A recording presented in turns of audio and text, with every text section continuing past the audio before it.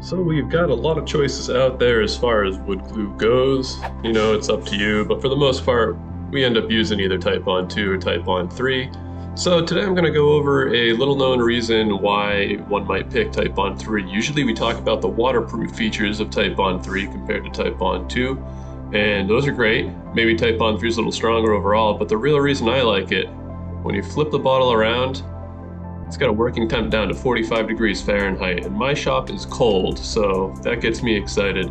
The back of Titebond 2, on the other hand, cites a working temp of 55 degrees Fahrenheit, so not a huge difference.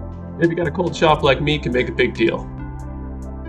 Titebond 3 has served me well throughout a couple different projects lately. Go check out those videos if you haven't seen them. The plant propagation station and the remote caddy.